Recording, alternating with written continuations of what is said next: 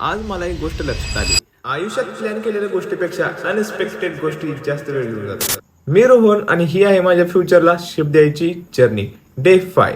सकाळी नेहमीप्रमाणे ब्लॅक कॉफीने दिवसाची सुरुवात केली. जिम मध्ये आज चेस्ट अँड शोल्डरचा वर्कआउट होता. प्रत्येक दिवस मोटिवेशन असेलच असं नाही, पण रुटीन असेल तर प्रोग्रेस नक्कीच होते. वर्कआउट नंतर घरी येऊन ओट्स खाल्ले, 10 मिनिटं वॉकिंग केली. कारण रोजच छोटे एफर्ट एकत्र येऊन मोठा रिझल्ट देतात. जिथं मी टायपिंगला जातो ना, तिथं मी इंग्लिश टायपिंगचा फॉर्म भरलेला नव्हता. दुसऱ्या क्लासमध्ये इंग्लिश टायपिंगचा फॉर्म भरलेला. त्यांनी मला बोलवलेलं, कारण माझा हॉल तिकडे जरा इश्यू झालेला.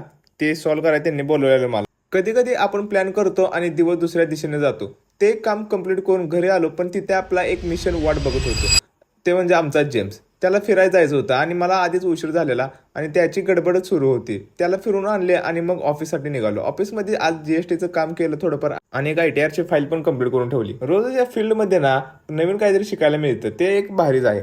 त्यानंतर ऑफिस सुटल्यानंतर मयूर सरांची गाडी त्यांनी सर्व्हिसिंगला लावलेली. ते म्हणले मला तिथं सोड आणि जाऊया आपण. त्यानंतर घरी आलो. घरी आल्यानंतर ब्लॅक कॉफी घेतली. नंतर आपला ॲप्स वर्कआउट चालू केला. त्यानंतर पोस्ट वर्कआउटमध्ये आपण सॅलड खाल्लेलं आणि लक्षात आलं की आपल्या घरातले अंडे संपलेत. म्हणून लगेच गाडी घेऊन गेलो अंडे आणायला, कारण काही गोष्टींना शॉर्टकट नसतो. रात्री मार्केटच्या नोट्स जरा रिवाइज केला. अजून खूप शिकायचं आहे, अजून खूप लांब जायचं आहे आपल्याला. पण एक गोष्ट नक्की आहे, आज मी जिथे आहे तिथे कायम राहणार नाही. भावानं माझ्या प्रोसेसला जरा वेळ लागू शकतो किंवा तुम्हाला वाटतं त्यापेक्षा लवकर पण होऊ शकतो, पण प्रोसेस नक्की होणार. तोपर्यंत रोज भेटूया बिल्डिंग माय फ्युचरच्या या नवीन सिरीज मध्ये. चलो बाय बाय.